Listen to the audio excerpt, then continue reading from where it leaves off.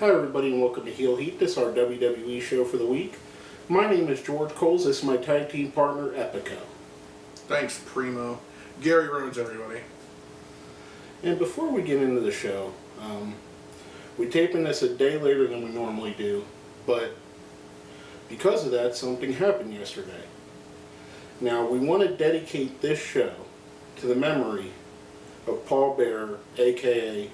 Percy Pringle III, a.k.a. William Moody. Now, on with the show, and fitting that it starts out with The Undertaker coming out. Yeah, I wasn't really into that. I mean, I liked it, but I didn't like it as much as him appearing to go after Punk. But I did like how they're building the matchup. Which brings out CM Punk, Randy Orton, Big Show, and Sheamus, all talking about why they should fight The Undertaker at WrestleMania, which brings out Vicky and says, why don't we have a fatal four-way? And that sets up the main event for the night. Now, speaking of main event, next we get a match that's been on a couple main events. Yeah. The show, that is. Cesaro versus Ryback.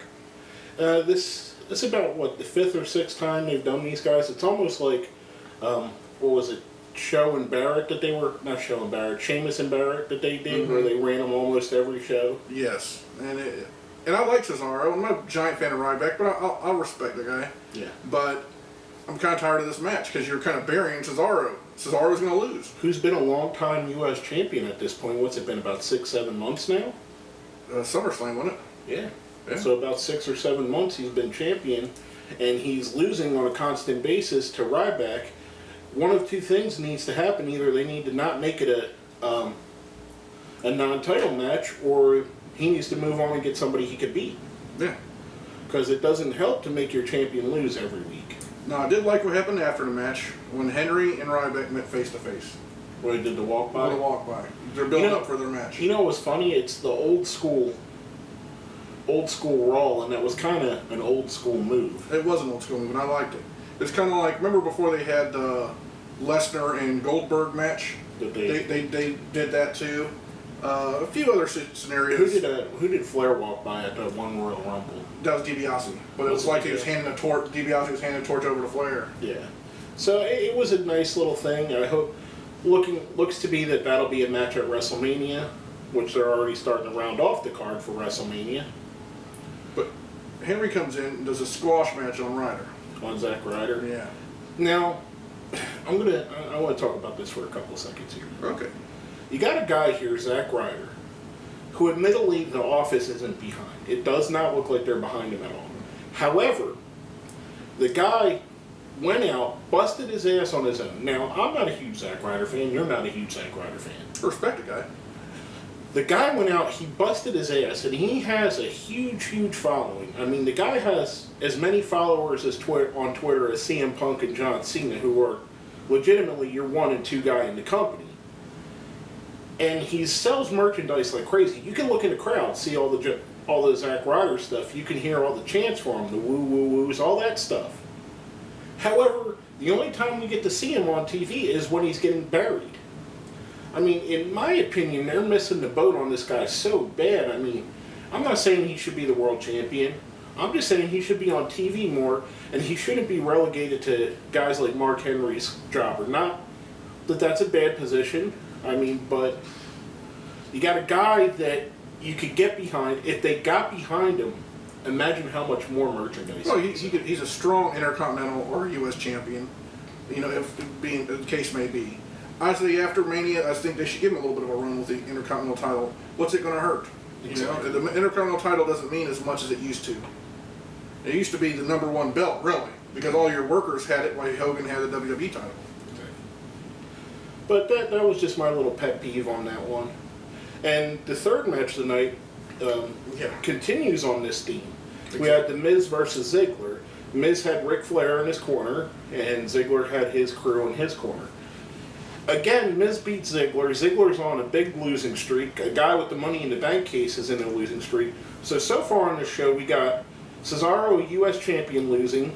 We got Zack Ryder, a guy that the fans absolutely adore, losing. Champion. And now we got Ziggler, Mr. Money in the Bank, losing. And it really gets on my nerves. Ziggler is so much better than Miz. It's pathetic. You know, the fans were still more Ziggler than they were Miz, even though they're being pathetic by teaming up with Ric Flair. Flair, if there's anybody he should be with, would be Ziggler. Well, they're trying to give Miz a rub because his face push is not working at all.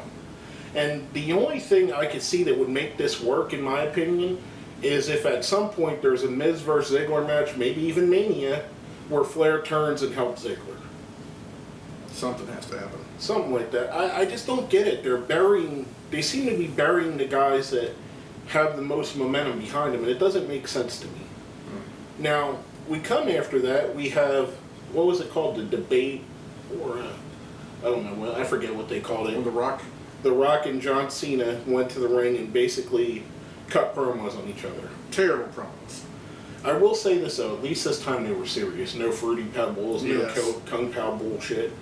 However, they were boring as shit. I could feel my head getting heavier by the second. It drug on for so long. It's like when you're having a conversation with somebody, they're so long and drawn out, and then they throw those ill-fated words, "Oh, by the way," into it. You know, it was just, I was really ready for it to get over with. Exactly. It bored the shit out of me. To me, we had a little bit of momentum. I did not like the outcomes of the first couple matches. However, they were moving along smoothly. It was chugging along. You know, I was enjoying the old school stuff, the red, white, and blue ropes, the barricades, the overall sign. And then we get to this, and it's just like, Urgh. Yeah, it was terrible. It's kind of like, you know, like when you're working at a job, and you got the time in the day when you're about a half hour before your lunch break, and all you can think about your lunch break, and that half hour goes so long. Kind of like what this was. Exactly. I'm just tired of it. We knew it was going to happen. Just let it happen. Let Cena win a belt. Let's get it over with. I mean, the guys could both cut better promos than what they did. Yeah, it was so damn boring. Speaking about guys that do good promos, we had Jack Swagger coming out next, and he was going to wrestle against Hacksaw Jim Duggan. And Jim Duggan had American Dream, Dusty Rhodes, and Sergeant Slaughter. Basically, three guys that you would consider all-Americans. Against the all-American American, or We the People. We the people. We the People? Nah, see, I ain't about that, man. I don't care. I hope that doesn't affect anything, dude. I mean, I'm really behind this character. It's controversial, and that's why I like it. The thing of it was, he grabs Duggan's 2x4, cracks all the legends over the back. That is our kind of comedy segment for the show. He basically beats down 3 Hall of Famers. I don't know how it makes him look stronger to beat up 3 old men with a 2x4, but again, WWE booking logic. See, I liked it. I'm going to have to go different on it with you. I liked that segment. It kind of made him look like a heartless monster for beating up 3 old men, if you look at it that way. Anyway, speaking of 3 guys that are in the Hall of Fame, let's go to our question of the week from last week. Now, the question was, they've already announced several people for the WWE Hall of Fame this year. Who do you think should be added to the mix? Now, before we get into our opinion, let me go through some of what our friends have said. First is from Lou over at the Deadly Sins. I'd like to see Randy Savage in the Hall of Fame. Followed by Paul, also from the Deadly Sins. As much as I want to see Randy go into the Hall of Fame, it's not going to happen this year. I think you need a tag team or a stable to fill out the big names for this one. The Rockers, Hart Foundation, something along that lines. And also from our friend Joshua Adams, 1044, Randy Savage should get in. Earthquake is another, and Bam Bam. These 3 should all be in the Hall. Coco is in. Hell, Coco is in. Why not put these guys in? True. What's your opinion, Gary? Who do you think they should add to the mix for this year? Well, right now you got enough main eventers. So I really wouldn't put another main eventer in there. I mean, you got Mick Foley, Bruno Sammartino, Bob Backlund, And Trish Stratus. So it's time to put some mid-card guys in there. I would put like Bam Bam Bigelow in there. Yeah, that was a good suggestion. Well, he was a big part of different storylines back in the day. He was a big part of what was before Attitude. What was it? The New Generation. The New Generation. He was a big part of that. He was a big part of the right after Rock and Wrestling. He was a good part of that. And he was a big part in ECW and WCW. Exactly. So I'll say give the man a rub. I like that suggestion. A guy I would also like to see, I think they should go with a guy like Scott Hall or Jake the Snake Roberts, both who seem to be doing really well in their life at this point. And seems to be the only thing that's held them out of the Hall of Fame was them doing poorly before now. Yeah. To address the Savage, which they brought up, I agree. There is no one more deserving at this point than Savage to go in. But Savage should be the headliner. Exactly. And Savage at this point, I hate to say it, but he almost would be booked fourth because you got three. You got Bruno, Backlund, and Mick. And all three of those guys are alive and they could speak for themselves, so they would put Savage down the card. Exactly. I think Savage should go in. I'd love to see him headline next year. He's the most deserving guy. Another guy that was on this show, Honky Tonk Man. The longest running Intercontinental Champion of all time, and I don't think anybody's ever going to beat that record. Was it what, 456 days or something like that? Something like that. You know, no one's going to beat that record. Not nowadays. It's too competitive. Exactly. Now, speaking of that, speaking of the Hall of Fame, our question of the week kind of ties in with the theme of us dedicating the show to Paul Bearer, who's a guy that's going to be a surefire Hall of Fame, in my opinion. What is your favorite Paul Bearer memory? It could be Paul, could be Percy Pringle, whatever you want to go as. Could be something if you met the guy in his personal life, if you have a memory from that. What is your favorite memory of the guy? Let us know what you think. Hit us up on our Twitter. Put it down on our Facebook. Put it down where? Down there. Down there in the comments, and we'll talk about that next week, and we'll add our favorite Paul Bearer moments as well. Now, coming from that, going back to the show, we had a former Paul Bearer associate, Kane, and his partner, Daniel Bryan, versus the Primetime Players. Primetime Players potentially were going to be managed by Ted DiBiase, who was scouting them during this match. Kind of fits in with the money gimmick, $1 million, millions of dollars. Again, back to what I was saying earlier, and this is a running problem through the show. The Primetime Players again lose to Team Hell No.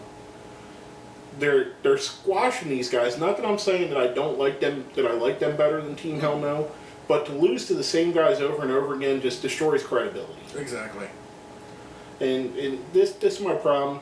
The funny thing was, after the match, DiBiase stuffs a dollar bill in Darren Young's mouth, and then D. Bryan goes back and gets it from him. He's like, he's classic, man. But other than that, it's rolling right along the lines of the show, and I hope it's not going to sell out the end of the show, but you can hear my disappointment in what the show's been putting out so far. What should have been a great show with the legends and everything, it was getting very disappointing by this point. Next we had Brodus, Clay, and Tensai versus three-man band with a weird honky-tonk man out there for no explained reason. Yeah.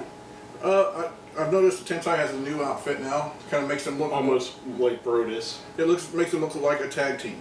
Yeah. I think they're going to be a good tag team. I agree with you with the whole natural disasters thing, stuff like that. You know, now that they're looking alike, I think it's going to help a lot better.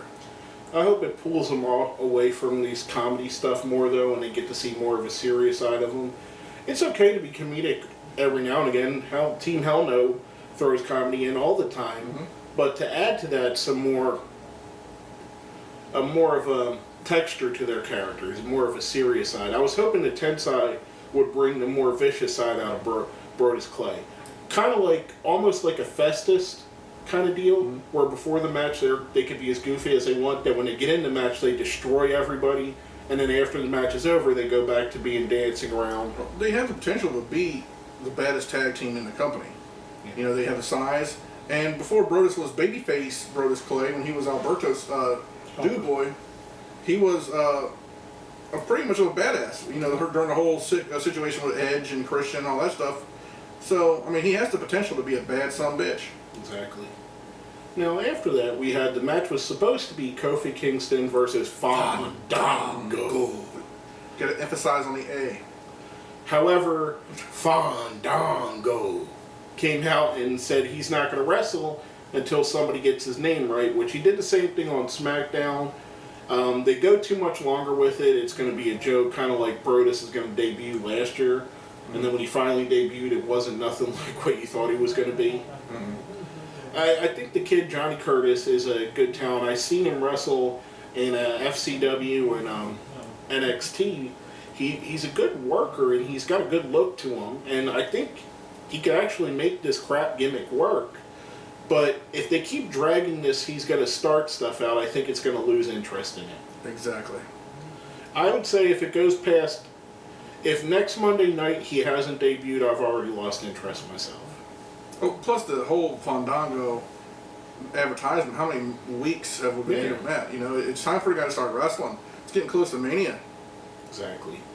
Now, speaking of Mania, you know we're in WrestleMania season when the part-timers start coming back, and we had Triple H, the King of Kings. The game. To me, this was one of the better moments on the show was Triple H coming. We knew it was going to happen. He was going to come out and draw out Brock Lesnar, but this is why he's the King of Kings. This is why he's a cerebral assassin. You give him out there, you give him a simple concept, he'll talk into the mic, and he'll sell the show. And he does. He's hands down probably one of the best talkers in the business. Right. And he doesn't get the credit for it. And I'm really excited. This is one of the most excited matches for me on WrestleMania. I know it's a rematch. A lot of people didn't like their first match at SummerSlam. I enjoyed it. I thought it was awesome. I know you did as well. Well, it psychology and brutality. Mix it together, and that was that first match. Yep. Wasn't too technical. Didn't have to be. These guys were just ass kickers, and they proved it. Now that Triple H has found his mean streak again, I think this is going to be a bad fucking show. Pardon my French. Okay, Sylvain. Oh. After that. But before, I think there should be a stipulation in that match. I don't know what there could be, but, you know, they've already had a regular match. Oh, you know. What could they do at WrestleMania? Just a rematch, man. You don't need to have an excuse for it. At least a no holds barred or something like that. Make, you know, no disqualification. Give it something like that. Maybe do something like a tip off to the UFC type rules and rounds. Do 3 rounds or something. Something different. 2 out of 3 falls. Falls count anywhere. There you go. Falls count anywhere would be good for these two. I'd like a last man standing. That's Triple H's. I mean, butter right there too. It makes sense. A last man standing match. 2 guys that can destroy anybody. Basically, you have to destroy him to win. Exactly. I like that. I think that'd be a great stipulation for this match. Exactly. Now, coming off of that, back to the theme of the night, we had Alberto Del Rio versus Wade Barrett. Del Rio going over, which he should. He is the main event. Second time this week, or well, actually Friday they faced each other too. Yep. And again, it's going on the running problem I've had with the show. I don't know if it was a big issue with you, is that they keep squishing guys. And I don't mind Barrett losing Del Rio. Don't get me wrong. But this guy's your Intercontinental Champion on a show that's going to be watched because it's the throwback show by more than just your normal, your normal fans. You're making them look weak. Exactly.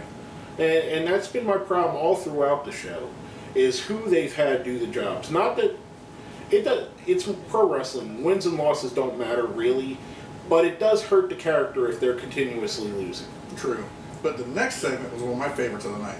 Oh, you didn't know? Well, your ass better call somebody. I'm sorry. We had the returning New Age Outlaws versus Epico and Primo. Loved it, man. Oh, well, it was pure nostalgia. Exactly.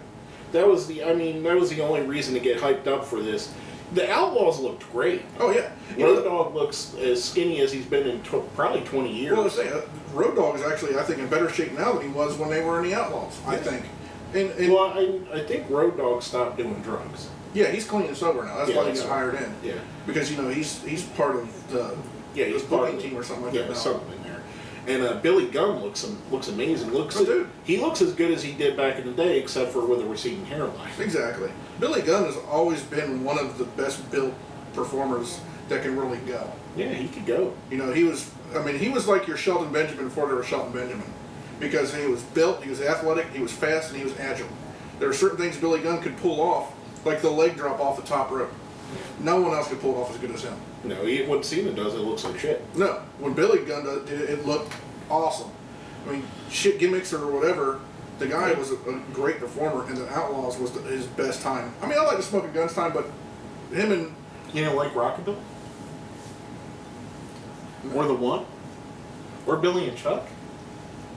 Billy and Chuck, hey, he got Chuck Palumbo over. That's how good Billy Gunn is. Speaking of putting people over, the lady that's probably put over more wrestlers than anybody in the history of wrestling.